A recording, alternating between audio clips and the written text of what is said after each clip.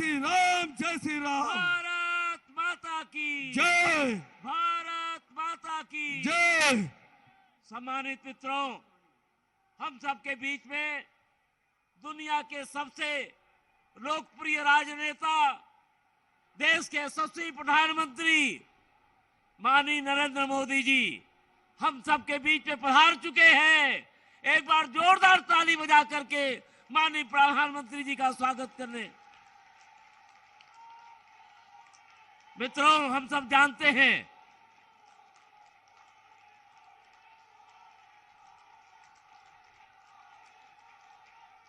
माननीय प्रधानमंत्री जी का हर कदम हमारे लिए एक नया इतिहास बनता है। यही प्रयाग की वह पावन धरती है। उस समाज को, उनके जो समाज से हमेशा तिरस्कृत रहते थे, उनके पांव पखा करके समाज में उनको प्रतिष्ठित करने का काम किया और सबका सम्मान करने का काम करके दुनिया में एक अद्भुत उदाहरण प्रस्तुत करने का काम किया है। ऐसे श्रद्धेय प्रधानमंत्री जी हमारे बीच में उपस्थित हैं। मैं काशी क्षेत्र के अध्यक्ष आदरणीय महेश चंद्र श्रीवास्तव जी से निवेदन करता हूं कि माननीय प्रधानमंत्री जी का आप अंग वस्त्रम और गदा भेंट करके उनका सम्मान करें।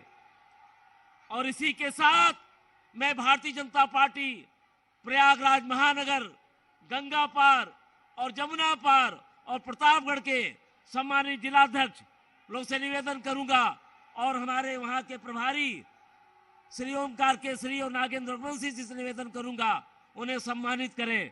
और सम्मानित के साथ साथ भाई डॉक्टर संजय निषाद जी, बहन अनुप्रिया पटेल जी भी उन्हें सम्मानित करने का काम करें।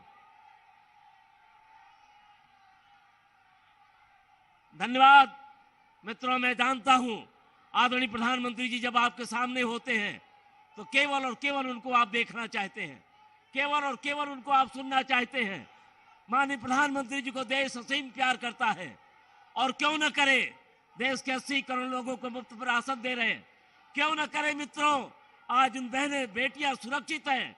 क्यों न करे, आज युवाओं के स्वप्न को जो पंख मिल चुका है, ऐसे प्रधानमंत्री जी आज हम सबके बीच में हैं। मैं बहन अनुप्रिया पटेल जी जो केंद्रीय मंत्री हैं, मैं उनसे अनुरोध करता हूं कृपया स्वागत भाषण करें और आप ही माननीय प्रधानमंत्री जी से उनको 2 शब्द उनका आशीर्वाद लेने के लिए, उनके संबोधन के लिए उनसे अनुरोध करने का काम करें। बहन अनुप्रिया पटेल जी।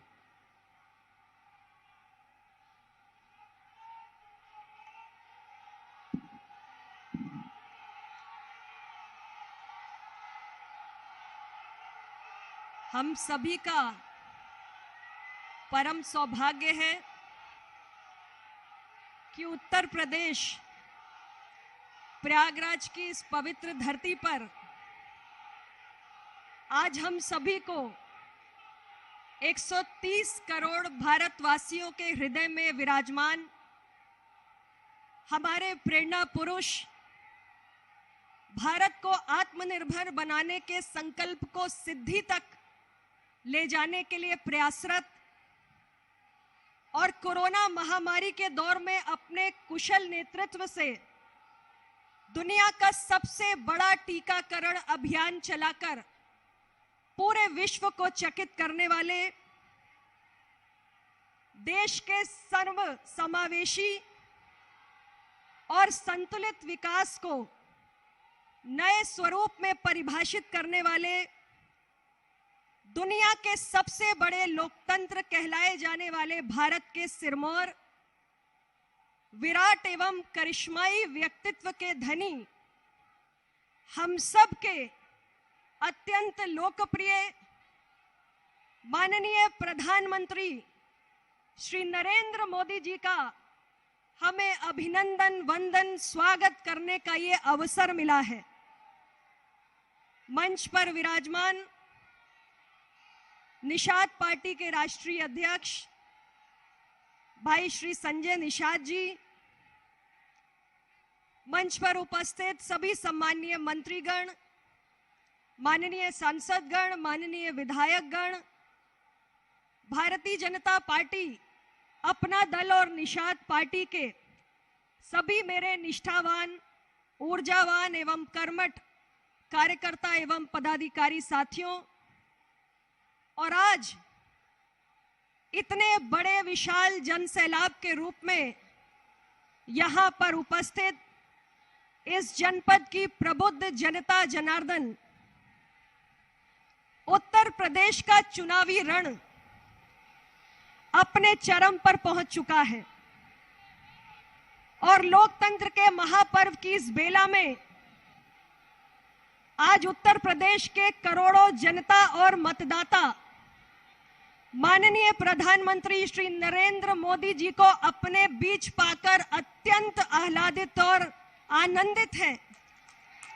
ये जोश, ये उमंग और ये उत्साह अकारण ही नहीं है मित्रों। एनडीए गठबंधन की सरकार ने माननीय प्रधानमंत्री जी के नेतृत्व में, उनके मार्गदर्शन में जिस तरह गत 5 वर्षों में राज्य में विकास की गंगा बहाने का काम किया है, जन अपेक्षाओं पर खरा उतरने का काम किया है, विकास, सुशासन और सामाजिक न्याय की जिस इबारत को लिखने का काम किया है, ये उसी की वजह से आज संभव हुआ है कि उत्तर प्रदेश के करोड़ों मतदाता और जनता एनडीए गठबंधन को एक बार फिर इस विधानसभा चुनाव में विजय श्री का तिलक लगाने के लिए तत्पर है। हमारे उत्तर प्रदेश के मतदाता लोकतंत्र के इस महापर्व में अपना दल भारतीय जनता पार्टी और निषाद पार्टी के हमारे प्रत्याशियों के पक्ष में ईवीएम का बटन दबाकर समाजवादी पार्टी गठबंधन को चारों खाने चित्त करने के लिए तैयार है।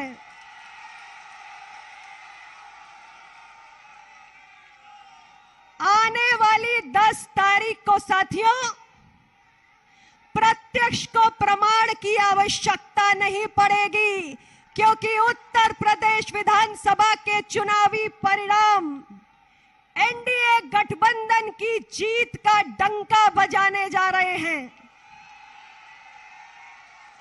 और हम सब मिलकर, हम एनडीए गठबंधन वाले माननीय प्रधानमंत्री श्री नरेंद्र मोदी जी के सपनों का उत्तर प्रदेश, उत्तम प्रदेश और विकासशील उत्तर प्रदेश, इस यात्रा को आगे बढ़ाने का काम करने जा रहे हैं। आपका जोश और आपका उत्साह देखकर मुझे आपकी व्याकुलता का एहसास हो रहा है, मुझे आपकी बेचैनी का आभास हो रहा है। इसलिए मैं अब माननीय प्रधानमंत्री जी और आपके बीच ज्यादा देर बाधा उत्पन्न नहीं करूंगी और मैं सीधे हम सब के मार्गदर्शक, हमारे लोकप्रिय नेता, हमारे प्रेरणा पुरुष माननीय प्रधानमंत्री जी को सादर आग्रह करती हूं कि वे आए और प्रयागराज की जनता पर अपने विचारों की वर्षा करें। माननीय प्रधानमंत्री जी।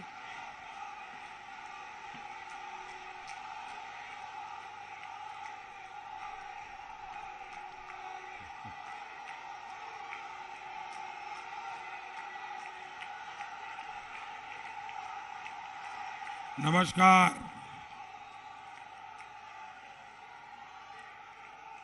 तीर्थराज प्रयागराज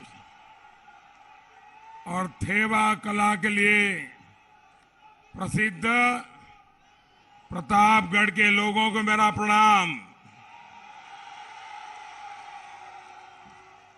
ये भूमि मर्यादा पुरुषोत्तम श्री राम और श्री निषाद राज की महान मित्रता की साक्षी है।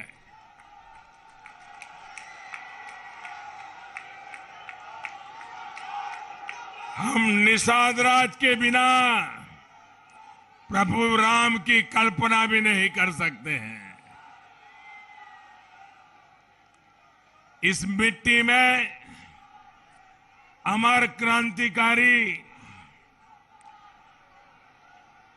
शहीद चंद्रशेखर आजाद के बलिदान का रक्त भी मिला हुआ है। ऐसी महान भूमि और यहां के लोगों का मैं अभिनंदन करता हूं। साथियों, उत्तर प्रदेश में 4 चरणों के चुनाव हो चुके हैं। यूपी के लोग भाजपा को और भाजपा के सहयोगी हमारे इन दोनों साथियों की पार्टी को भी भरपूर आशीर्वाद दे रहे हैं। भाइयों और बहनों, 21वीं सदी का यूपी आकांक्षी है, एस्पिरेशनल है, बड़े सपने लेकर आगे बढ़ रहा है। डबल इंजन की सरकार यूपी को विकसित बनाने में दिन रात जुटी हुई है। और साथियों, 21वीं सदी के यूपी की आकांक्षाएं पूरी हो, इसमें नेतृत्व की बहुत बड़ी भूमिका है। इसलिए सवाल ये भी है कि यूपी में नेतृत्व कैसा होना चाहिए। अब आपने देखा होगा, हम सबको अनुभव है, पूरी दुनिया आज कोरोना की महामारी की चपेट में है। कोई मानव इससे बचा नहीं है।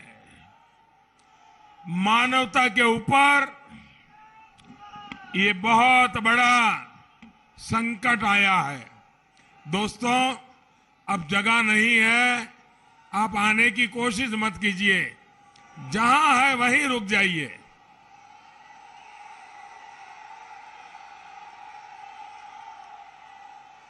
आपका प्यार, आपके आशीर्वाद के लिए मैं आपका बहुत आभारी हूं।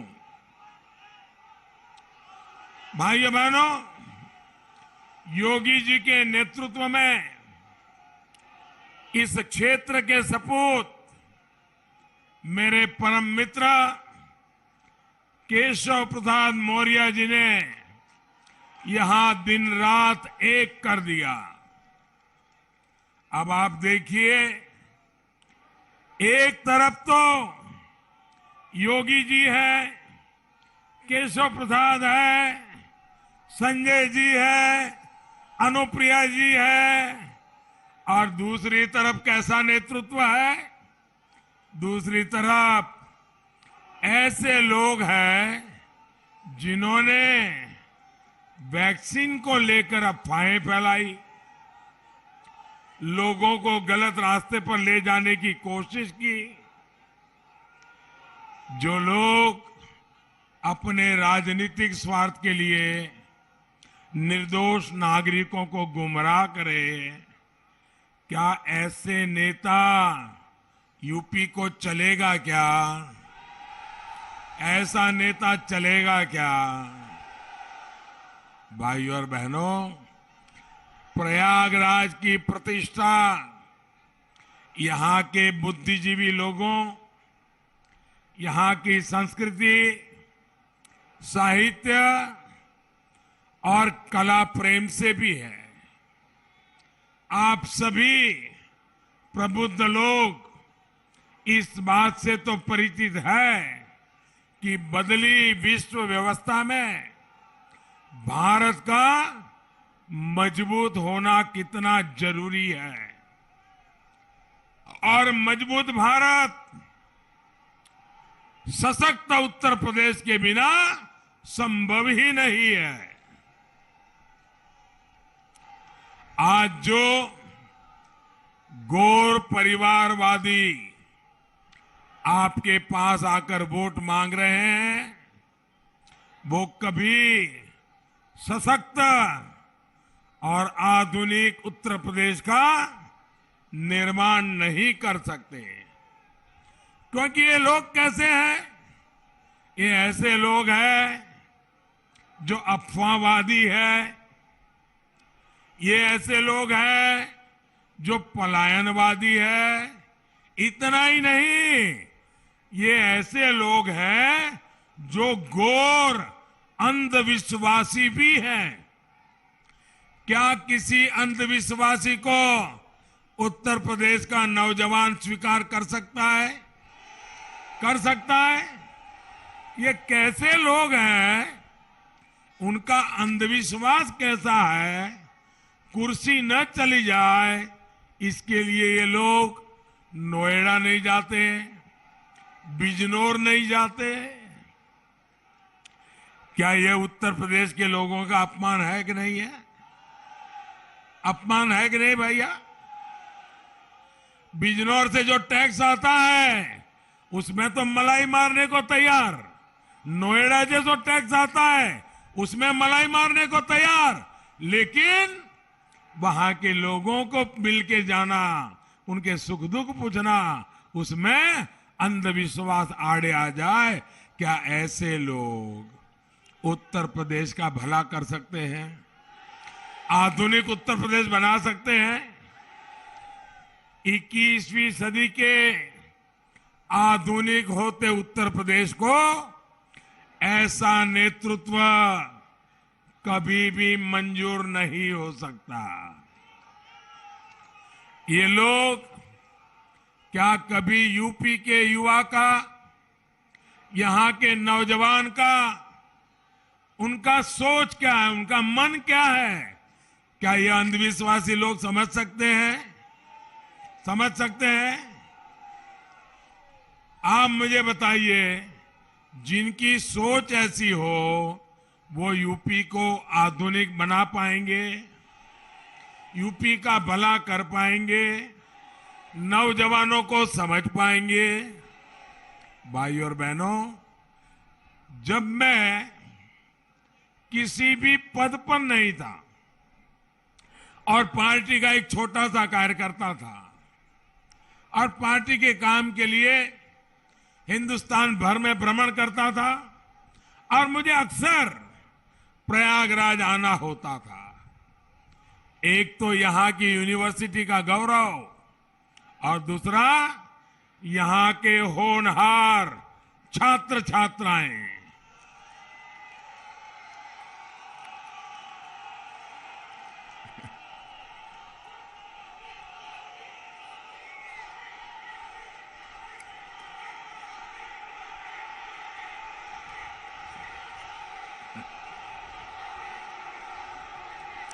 आपका ये प्यार, आपके आशीर्वाद मैं ब्याज समेत लौटाऊंगा दोस्तों, और मैं विकास करके लौटाऊंगा।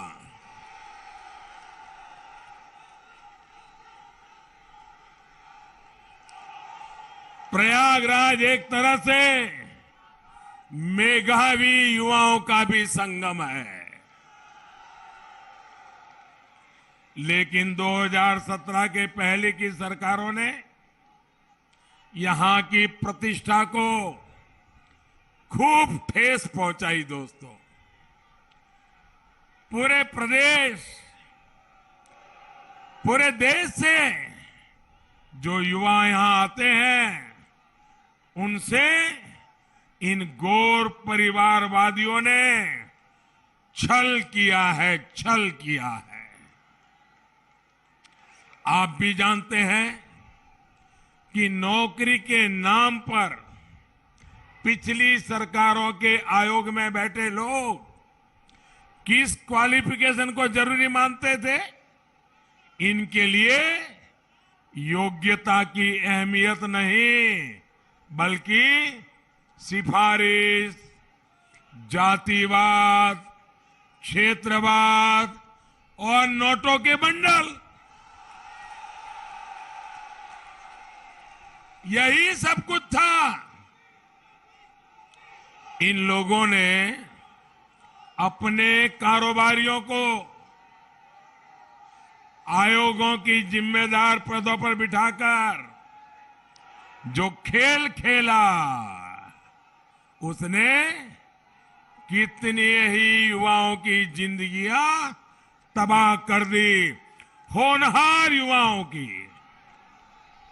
आज ये लोग नौकरी के नाम पर फिर उत्तर प्रदेश के युवाओं को धोखा दे रहे हैं, धोखा। भाइयों बहनों, सच्चाई ये है कि इन लोगों ने अपने 10 साल के शासन में सिर्फ 2 लाख लोगों को सरकारी नौकरी दी, और वो भी भाई भतीजावाद, जातिवाद, पैसों के बंडल। जबकि योगी जी की सरकार ने अपने 5 साल में, उन्होंने 10 साल में 2 लाख, और योगी जी ने 5 साल में 5 लाख नौजवानों को सरकारी नौकरी दी। और ये नौकरियों में भी सिफारिश का रास्ता नहीं, भ्रष्टाचार का रास्ता नहीं, जातिवाद का रास्ता नहीं, भाई भतीजेवाद का रास्ता नहीं, पूरी तरह पारदर्शिता के साथ गरीब के बेटे बेटी को भी रोजगार देने का काम किया। साथियों, हमारी सरकार ने युवाओं की दिक्कत को समझना, उनकी परेशानियों को दूर करने का ईमानदारी से प्रयास किया है। पहले उत्तर प्रदेश में पीसीएस की परीक्षा का सिलेबस और यूपीएससी का सिलेबस अलग अलग होता था, और इसके कारण क्या होता था, छात्र छात्राएं इन दोनों परीक्षाओं की अलग अलग तैयारी करते थे। उन पर बहुत बोझ बढ़ जाता था, बहुत समय लगता था, धन भी बहुत खर्चा होता था। हमारी सरकार ने आपकी ये परेशानी समझी, और अब आज यूपी पीसीएस और यूपीएससी का सिलेबस लगभग एक जैसा कर दिया। यानी एक ही मेहनत से, उतनी ही मेहनत से आप दोनों परीक्षा की तैयारी करिए, दोनों परीक्षाएं दीजिए, और आप आगे आकर के देश का भविष्य बनाइए। हमारी सरकार ने ग्रुप सी और ग्रुप डी की नौकरियों से जो इंटरव्यू खत्म किया, उसका भी लाभ अनेक युवाओं को मिला है। साथियों, पहले की सरकारों में विकास के नाम का, विकास के काम ना होने की एक और बहुत बड़ी वजह थी जातिवाद और भाई भतीजावाद। परियोजना बनने से लेकर पास होने तक और उसके काम शुरू होने से पहले ठेकेदारी तक में भाई भतीजावाद, छोटी छोटी ठेकेदारी में, अरे कुंभ जैसे पवित्र काम में भी ये गोरख धंधे इन्होंने किए हुए हैं। गौर परिवादियों के करीबियों को ही ज्यादातर सरकारी परियोजनाओं के ठेके दिए जाते थे। कहीं पता था कहीं सीवर लाइन बिछानी है तो ठेका उन्हीं के किसी भाई भतीजे को मिलता था, क्योंकि कोई पूछने वाला नहीं होता था। तो ये लोग काम भी घटिया क्वालिटी का करते थे, क्योंकि कोई कार्रवाई नहीं होती थी, इसलिए ये लोग आधा अधूरा काम करके पूरे के पूरे पैसे लेकर के भाग जाते थे। प्रयागराज ही नहीं, यूपी के मेरे नौजवान मित्रों ध्यान रखिए, यूपी के हर जिले का ऐसा ही हाल है। आधे अधूरे काम छोड़ करके भाग गए और पैसे पूरे लेकर के चले गए। यहां के बाहुबली, यहां के माफिया, उनकी मर्जी की सबसे बड़ी सर्वोपरि उनकी मर्जी हुआ करती थी। इस वजह से कहीं अस्पताल अधूरा, कहीं स्कूल अधूरा, उनके ठेकेदार और दलालों की जेब भर गई तो वे संतुष्ट हो जाते थे। योजना का पैसा मिल बांटकर खा लिया जाता था। योगी जी की सरकार में आने के बाद माफिया का क्या हुआ? गए जेल। माफिया का क्या हुआ? माफिया का क्या हुआ? और ठेकेदारी में भी ये जो लोग थे वो भी 5 साल ताले लगा करके बैठ गए हैं, और अगर मौका मिला तो ताला खोद करके वो फिर से ठेकेदारी के लिए आने वाले हैं। क्या ऐसे लोगों को आने देंगे? आने देंगे? माफियाओं को जेल से बाहर आने देंगे? जेल से बाहर आने देंगे? अब पूरी पारदर्शिता के साथ योग्य लोगों को काम दिया जा रहा है। और इन सबसे बड़ा उदाहरण आपने यहां प्रयागराज में कुंभ के दौरान देखा है। योगी जी की सरकार में आप सभी के सहयोग से संपन्न हुए कुंभ के दिव्य और भव्य आयोजन को दुनिया ने सराहा है। कुंभ के मेले पहले भी होते थे, हर बार होते थे, लेकिन कभी उसकी अच्छाइयों के विषय में दुनिया में चर्चा नहीं होती थी। इस बार जो प्रयागराज ने कुंभ किया, योगी जी और केशव जी के नेतृत्व में जो काम हुआ, विश्व की बड़ी बड़ी संस्थाओं ने उस पर स्टडी की। यूनेस्को ने हमारे इस कुंभ की परंपरा को विश्व विरासत का दर्जा दिया। भाइयों, क्या प्रयागराज के हर नागरिक को गौरव होता है कि नहीं होता है? उत्तर प्रदेश के हर नागरिक को गौरव होता है कि नहीं होता है? हर हिंदुस्तानी को गौरव होता है कि नहीं होता है? प्रयागराज में एक कुंभ मेले ने सारी दुनिया की सोच बदल दी। भाइयों, एक काम योगी जी केशव जी की जोड़ी ने करके दिखाया।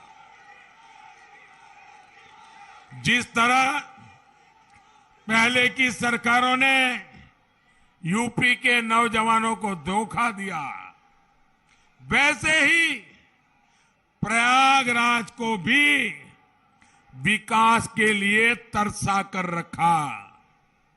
जिन्हें प्रयागराज नाम से ही चीड़ हो, प्रयागराज बोलिए तो इनका कान खड़े हो जाते हैं। प्रयागराज बोलना चाहिए नहीं बोलना चाहिए भाई? प्रयागराज बोलने से आपको गर्व होता है कि नहीं होता है? अगर प्रयागराज नहीं बोलोगे तो निषाद राज को भी भूल जाओगे। भाइयों बहनों, जिनको प्रयागराज ये नाम से नफरत हो, वो क्या प्रयागराज का विकास करेंगे? क्या आपकी इच्छाएं पूरी करेंगे? क्या आपकी आवश्यकताएं पूरी करेंगे क्या? भाइयों बहनों,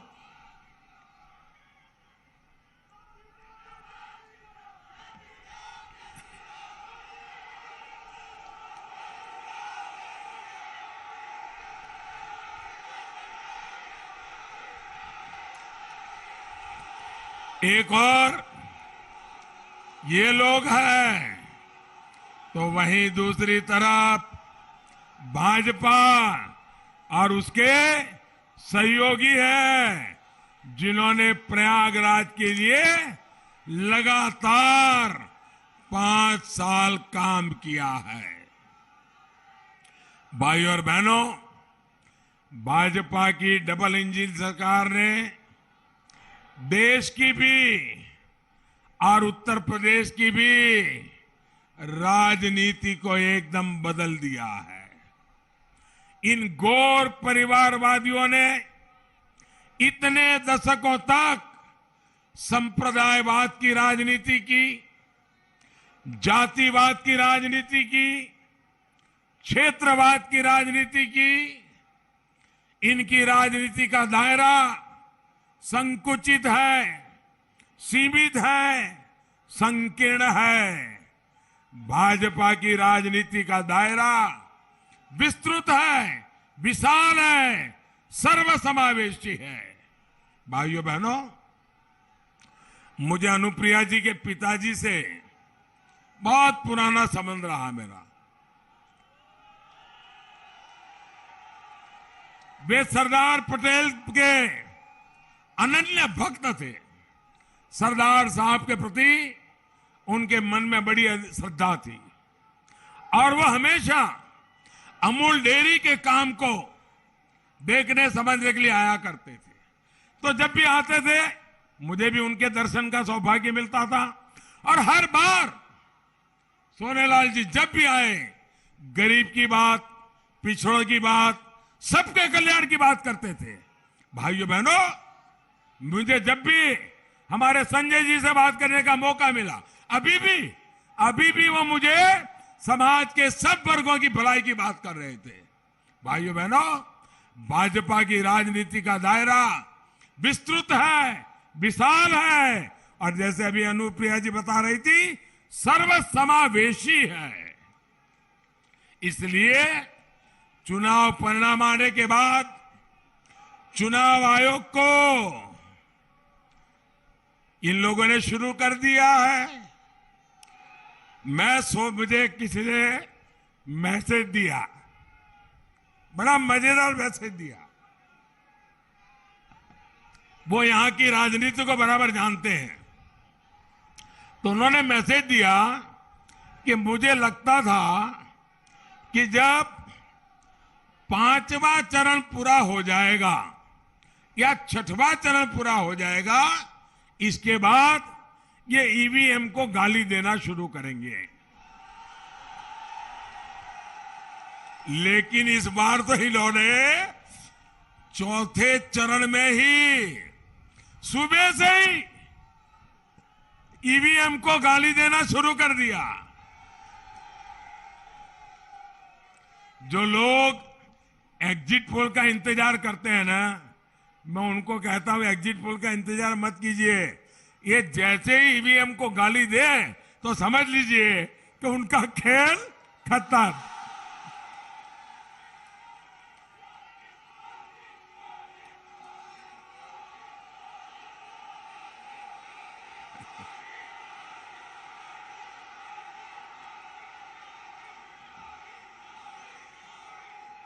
साथियों, ये देश का सौभाग्य रहा है कि हमारे यहां गंगा जी की सफाई का अभियान सांप्रदायिकता की नजर से नहीं देखा गया। इसमें एक दृष्टि पर्यावरण की भी रही। माना गया कि चलिए पर्यावरण से जुड़ा कोई अच्छा काम हो रहा है। सांप्रदायिकता का रंग नहीं रंगा उसे। वैसे ही अयोध्या में हो रहे राम मंदिर के निर्माण को लेकर काशी में हो रहे कार्यों को लेकर, प्रयागराज में हो रहे कामों को लेकर एक दूसरा पक्ष भी मैं आज देश के सामने रखना चाहता हूं। और ये उन लोगों के लिए जानना जरूरी है जो अयोध्या, काशी, मथुरा, प्रयागराज, केदारनाथ, बद्रीनाथ यहां हो रहे सब कामों को सांप्रदायिक नजर से देखते हैं। साथियों, अगर मैं कोरोना से पहले की बात करूं तो 2 साल पहले 2019 में मुस्लिमों के पवित्र स्थान मक्का में 2 करोड़ से ज्यादा लोग हज करने लिए, उम्रा करने के लिए गए थे। इसी तरह ईसाइयों के पवित्र स्थान वेटिकन सिटी में 2 साल पहले 2019 में करीब करीब 1 करोड़ लोग वहां के चर्च और म्यूजियम को और पोप के दर्शन करने के लिए गए थे। इन देशों ने वहां पर आने वाले भक्तों के लिए बेहतरीन सुविधाएं तैयार की है, आधुनिक व्यवस्थाएं बनाई है, लोगों को वहां पर रहने की दिक्कत ना हो, कनेक्टिविटी की परेशानी ना हो, हर तरफ साफ सफाई हो, इसका बहुत ध्यान रखा जाता है। लेकिन भारत में अगर हम उसी दिशा में कुछ काम करें, लोगों की सुविधा की चिंता करें, नागरिकों की भलाई के लिए काम करें, तो इनको वो सांप्रदायिक चश्मों से ही देखने की कोशिश करते हैं। आप खुद देख रहे हैं, काशी विश्वनाथ धाम परियोजना के बाद वहां आने वाले भक्तों की संख्या इतनी बढ़ गई है कि वहां गरीब से गरीब को अब रोजी रोटी के नए अवसर मिल गए हैं। जो आने वाले लोग हैं उनमें आस्था भी है और ये नया परिवर्तन आया उसका कौतूहल भी है। बनारस में जो विकास के काम हो रहे हैं वो काशी और इस क्षेत्र की इकोनॉमी को बदलेंगे। और प्रयागराज के लोग तो हर कुछ साल में देखते हैं कि जब कुंभ का आयोजन होता है तो कैसे उसमें आस्था के साथ आजीविका भी जुड़ जाती है। यहाँ के अनेक लोगों को रोजी रोटी के अवसर खुल जाते हैं। ऐसे ही बद्रीनाथ, केदारनाथ में विकास कार्यों के बाद वहां भी आने वाले लोगों की संख्या बहुत बढ़ी है। मुझे भी वहां के मुख्यमंत्री बता रहे थे कि कोरोना के पहले केदारनाथ में अब तक जितने लोग आए होंगे प्रति वर्ष उससे ज्यादा डबल संख्या में लोग आना शुरू हुए। तो पूरे उत्तराखंड की इकोनॉमी चल रही है। भाइयों बहनों, जब भक्तों की संख्या बढ़ती है, यात्रियों की संख्या बढ़ती है, टूरिस्टों की संख्या बढ़ती है, तो रोजी रोटी देती है कि नहीं देती है? रोजी रोटी देती है कि नहीं देती है? गरीब से गरीब को काम मिलता है कि नहीं मिलता है? शहर में टैक्सी चलाने वाला हो उसका भी रोजगार बढ़ता है कि नहीं बढ़ता है? रास्ते के किनारे पर जो फूल बेचता है उसके फूल बेचने वाले की भी कमाई बढ़ती है कि नहीं बढ़ती है? जो छोटी छोटी सराय लेता है काम करता है उसको रोजगार मिलता है कि नहीं मिलता है? जो अच्छी होटल चलाते हैं उसको रोजगार मिलता है कि नहीं मिलता है? भाइयों बहनों, जब यात्रियों की संख्या बढ़ती है तो वहां की पूरी रोजी रोटी तेज गति से बढ़ती है। हम जो काम कर रहे हैं पूरा हिंदुस्तान अब उस तरफ आने वाला है और ये सारे स्थान आर्थिक गतिविधि का बहुत बड़ा केंद्र बनने वाला है। और इसलिए हमारी सरकार कनेक्टिविटी पर बहुत जोर दे रही है।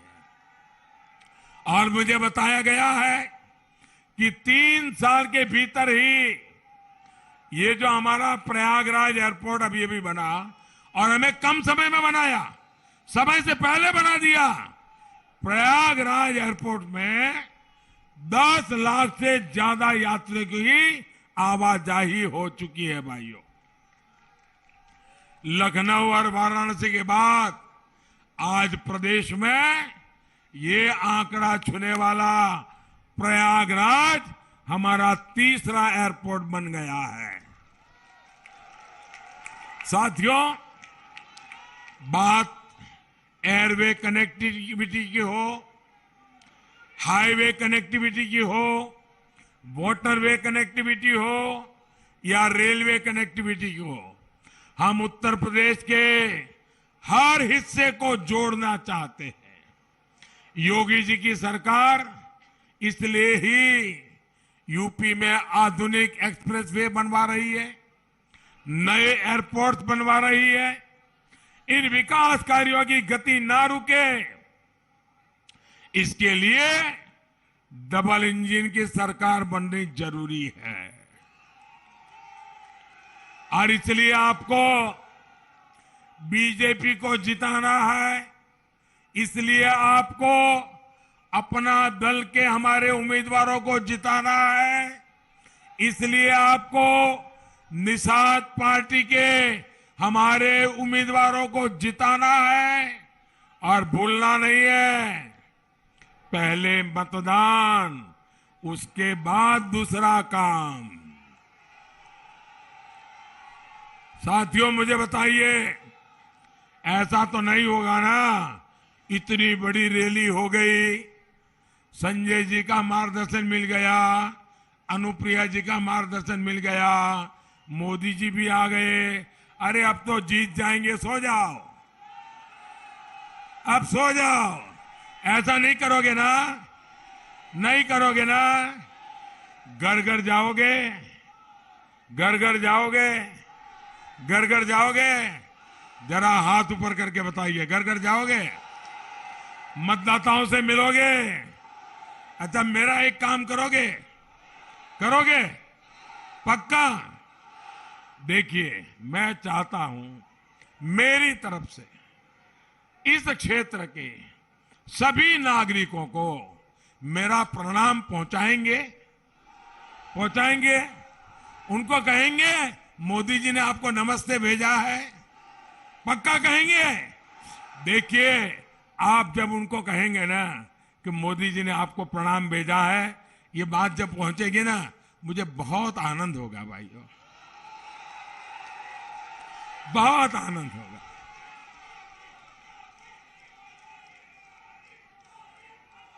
और इसलिए मैं आपसे चाहता हूं, घर घर जाइए, सबको मेरा प्रणाम पहुंचाइए और मेरी तरफ से विनती कीजिए कि इस बार मतदान तो जरूर करना है। भाजपा, अपना दल और निषाद पार्टी को भारी बहुमत से जिताना है। सभी उम्मीदवारों से, संजय जी से, अनुप्रिया जी से आग्रह है, जरा आगे आ जाए, मेरे साथ बोलिए, भारत माता की, भारत माता की, भारत माता की। बहुत बहुत धन्यवाद। नरेंद्र मोदी जी जिंदाबाद। भारत माता की, भारत माता की। श्री नरेंद्र मोदी जिंदाबाद, श्री नरेंद्र मोदी जिंदाबाद।